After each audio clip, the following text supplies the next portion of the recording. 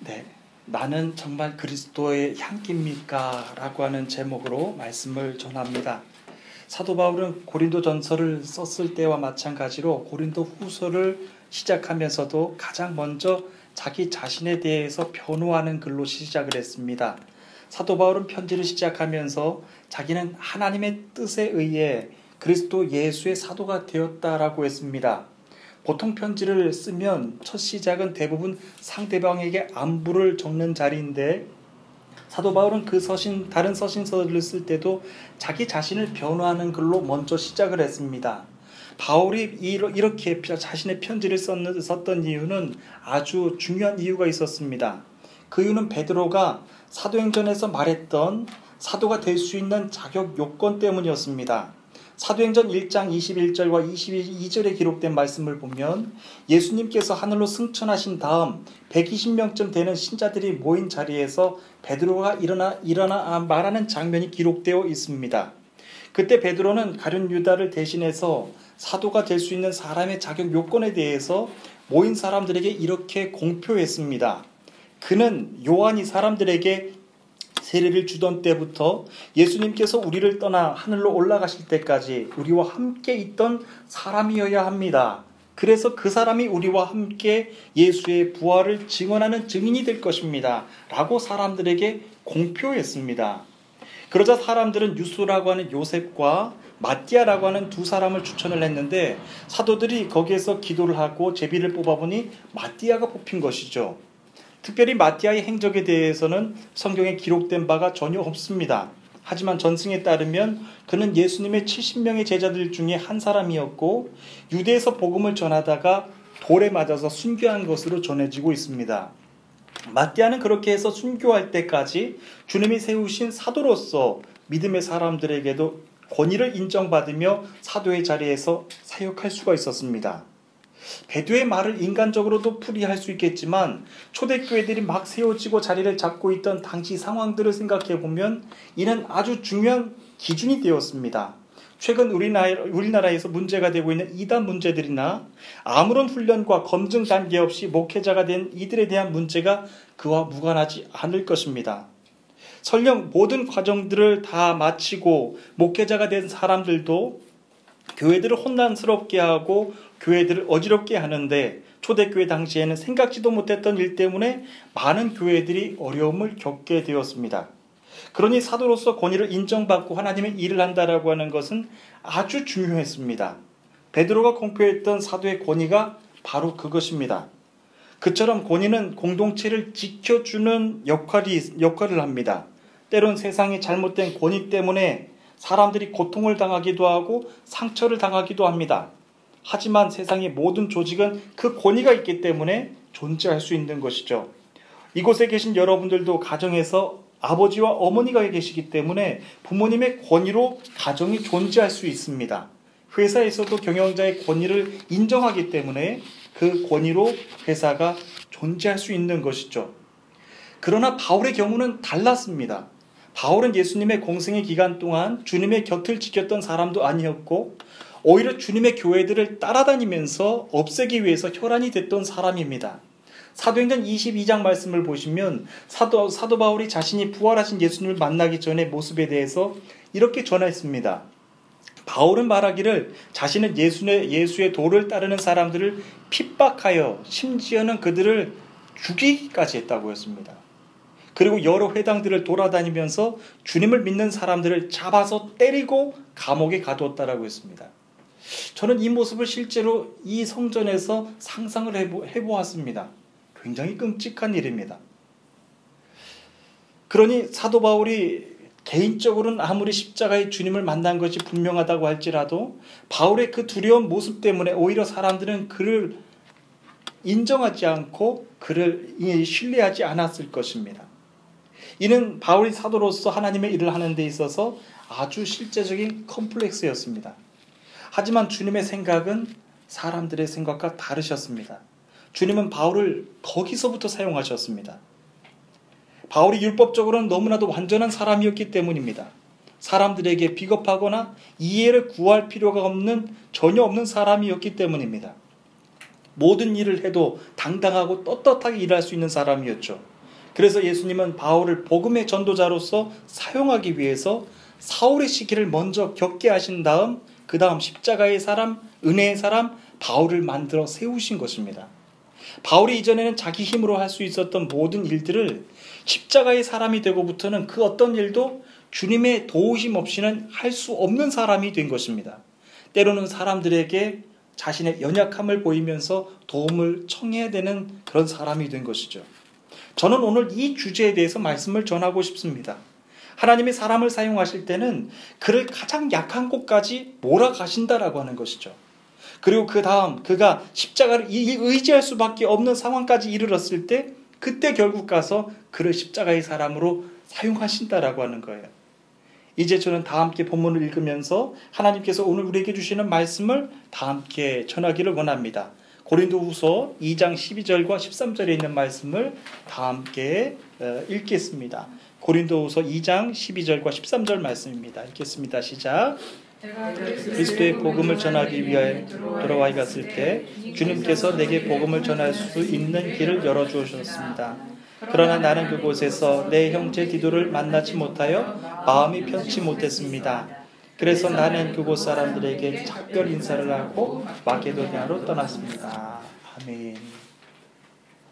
이제 사도 바울은 자신의 힘으로가 아니라 주님이 함께 해주셔야지 일할 수 있는 사람이 되었습니다.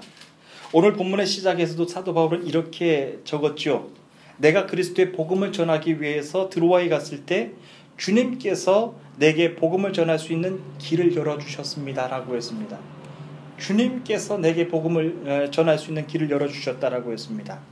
저는 본문을 묵상하면서 이는 하나님의 일뿐만 아니라 우리가 세상에서 감당해야 되는 모든 일들도 마찬가지일 거라고 생각을 했습니다.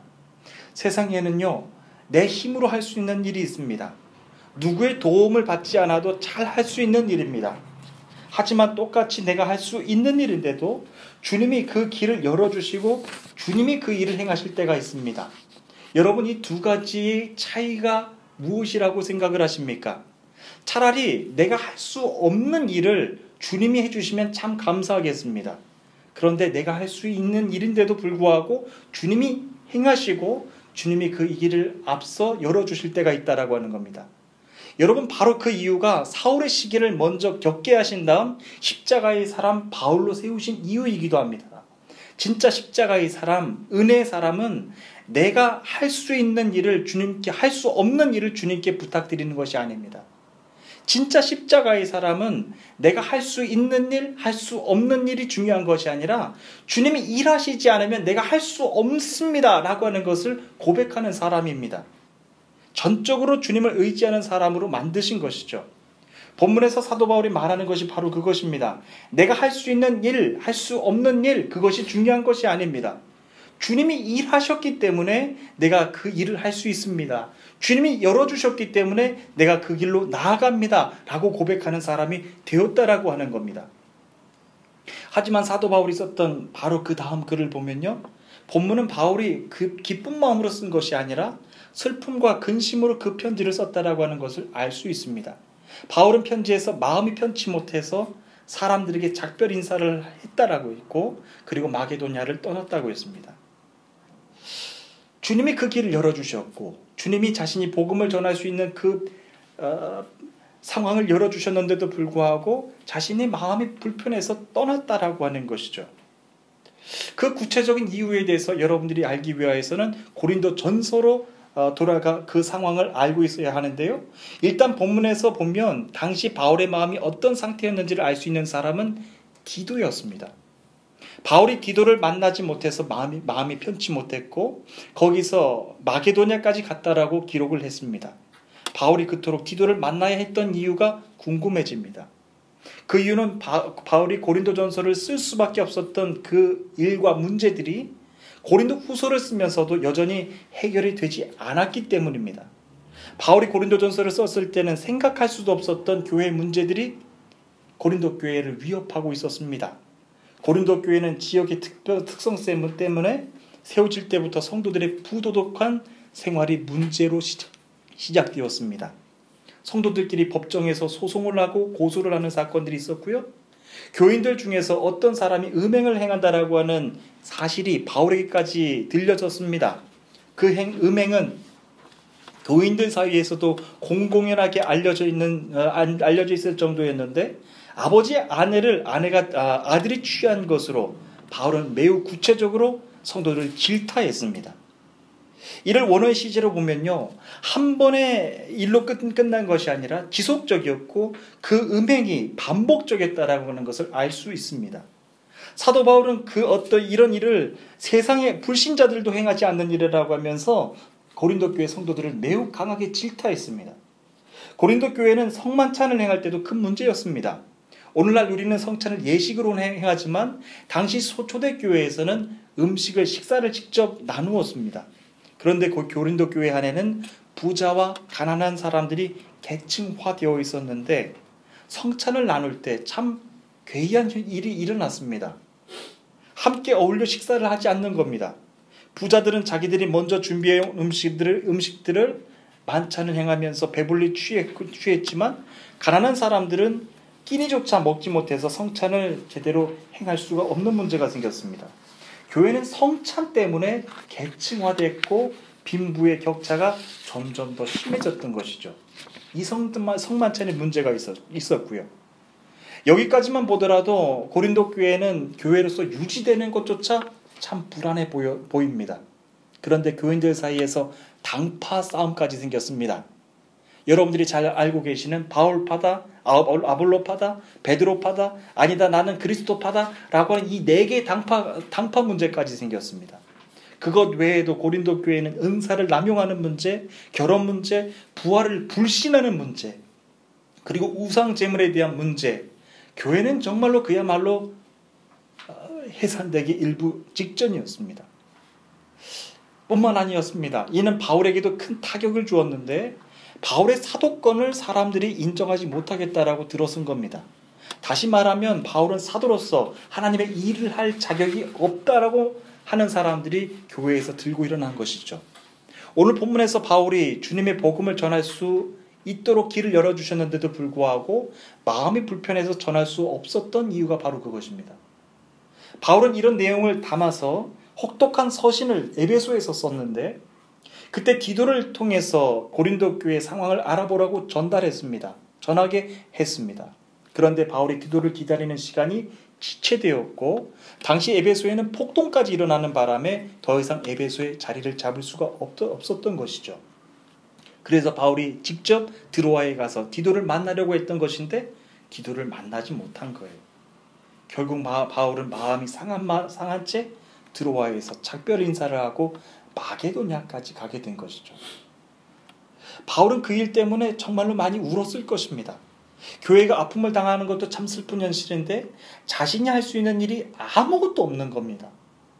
바울은 고린도 교회에 편지를 쓰면서 그 다음 어떤 말을 이어갔을지요? 여러분은 어떻게 생각을 하십니까? 그 말씀이 14절부터 17절까지 기록되어 있는데 우리 다 함께 한 목소리를 읽으시겠습니다. 14절부터 17절까지 말씀입니다. 읽겠습니다. 시작.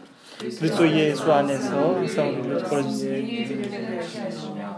어디서나 우리로 그분을 아는 지식의 향기를 풍기게 하시는 하나님께 감사드립니다.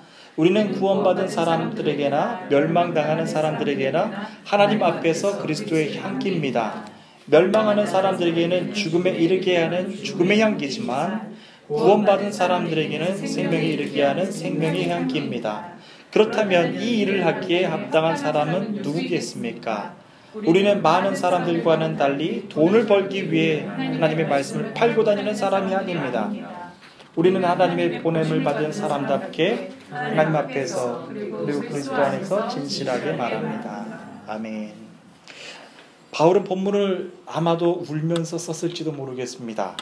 지금은 우리가 바울의 편지를 잘 정리해서 이를 혹독한 서신이라고 이름을 붙였지만 어떻게 이런 상황에서 울지 않을 사람이 어디 있겠습니까? 교회 현실이 너무나도 아픕니다. 그런데도 불구하고 교회는 바울을 인정하지 않으려고 하는 사람들로, 대적하는 사람들로 인하여서 사도 바울은 그 어떤 사역도 할 수 없는 상황입니다. 하지만 바울은 고린도 교회에 보내는 글을 포기하지 않고 끝까지 썼습니다. 이어지는 글에서 바울은 그리스도 안에서 항상 우리를 이끌어 승리의 행진을 하게 하시는 하나님께 감사드립니다 라고 서신을 썼습니다. 바울의 글은 마치 로마의 개선 행진을 연상케 하는데요, 하나님의 일을 전쟁에서 이긴 승리주의로 생각하고 글을 적은 것 같이 보이기도 합니다. 하지만 그런 진짜 의미는 그것이 아닙니다. 바울은 십자가의 고난을 항상 묵상하고 있었기 때문입니다. 고린도 교회의 그 슬픈 시기를 겪었을 그때에도 바울은 주님의 십자가에 대해서 항상 묵상하고 있었습니다. 고린도전서 2장 2절 말씀을 보면 내가 너희 중에서 예수 그리스도와 그의 십자가에 못 박히신 것 외에는 아무것도 알지 않기로 작정하였다라고 하는 글을 썼습니다. 그리고 고린도 후서에 있는 말씀을 쓰면서도 13장 4절에서 이렇게 기록을 했습니다. 그리스도께서 약하심으로 십자가에서 못 박히셨으나 오직 하나님의 능력으로 살리셨으니 우리도 저희 안에서 약하나 너희를 향하여 하나님의 능력으로 저와 함께 살리라 라고 하는 글을 썼습니다.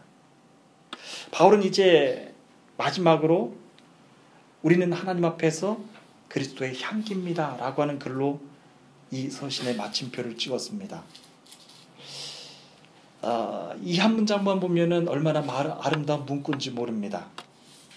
나는 하나님 앞에서 그리스도의 향기입니다 라고 하는 문구, 정말로 아름다운 이름입니다. 하지만 그렇게 많은 문제와 상처로 골마 있었던 고린도 교회에 보내는 편지였다라고 하는 것을 염두에 두면 결코 가벼운 마음으로 읽을 수 있는 글은 아닙니다. 바울은 그 의미를 이렇게 적었습니다. 그 그리스도의 향기가 멸망하는 사람들에게는 죽음에 이르게 하는 향기, 죽음의 향기지만 구원받은 사람들에게는 생명에 이르게 하는 생명의 향기입니다 라고 했습니다. 그렇다면 이 일을 하기에 합당한 사람은 누구겠습니까? 라고 하면서 무거운 마음으로 편지를 썼습니다. 복음을 전하는 일로 나중에는 이 두 가지 모습을 반드시 보게 될 것이라고 하는 것이죠. 그러니 이 일을 하기에 합당한 사람은 누구겠습니까? 아무도 이 일을 쉽게 할 수 없다라고 하는 것이죠. 여러분, 의사는 사람을 살리는 일을 하는 사람이지만 모든 사람을 살릴 수 있는 것은 아닙니다. 자신이 최선을 다했음에도 불구하고 그들 중에는 살리지 못하고 결국 죽음을 봐야 되는 경우도 있습니다. 그때 의사는 싸늘한 시신으로 변한 그 죽음도 자신의 손으로 직접 해결을 해야 되고 직접 자신의 눈으로 봐야 됩니다. 여러분, 복음을 전하는 일, 여러분들이 그리스도의 향기가 되어서 사시는 것도 마치 이와 같다라고 하는 것입니다. 여러분들이 그리스도의 향기이기 때문에 한쪽은 생명으로 이르게 하는 향기지만 한쪽은 죽음으로 이르게 하는 죽음의 향기가 된다라고 하는 겁니다. 사랑하는 주님의 성도 여러분, 2000년 전 사도 바울이 눈물로 썼을 편지입니다. 오늘 이 편지를 여러분들에게 말씀을 전하면서 여러분들 마음은 어떠셨는지 궁금합니다. 저는 여러분들에게 이 편지의 글이 참 능력으로 다가오시는, 아니면 또한 한편으로 위로로 다가오시는 귀한 편지가 되시기를 간절히 소원합니다. 남들이 알지 못하는 그 어려움의 길을 걸어오셨을 여러분들의 그 길, 그 모든 여정들을 주님께서 아십니다. 여러분, 그 일 때문에 여러분들이 많이 연약해지셨습니까? 저는 그 연약함이 오히려 주님께서 십자가의 사람으로 세우시는 그 복된 도구가 될 수 있게 되기를 바랍니다. 주님께서는 십자가의 사람으로 사용하시기 위하여서 그 모든 연약한 자리까지 여러분들을 몰아가신다라고 하는 겁니다. 이제 그리스도의 향기가 되신 여러분들이 하셔야 될 일이 한 가지가 있습니다. 여러분들이 세상에 복음을 전하는 일, 여러분들이 서 계신 그 모든 사람들에게 주님의 복음을 전함으로 하나는 생명에 이르게 하는 그 모습을 볼 것이고 하나는 죽음으로 이르게 하는 그 모습을 봐야 된다라고 하는 겁니다. 두려운 일입니다. 우리가 그리스도의 향기가 되는 것은 결코 가벼운 일이 아닙니다. 한 주간 동안 여러분들의 삶을 축복합니다. 거쳐왔다 거쳐가는 인생이 아니라 그리스도의 향기로 생명에 이르게 하는 복된 삶을 사시는 저와 여러분들이 되시기를 간절히 축복합니다. 우리 다 함께 기도하시겠습니다.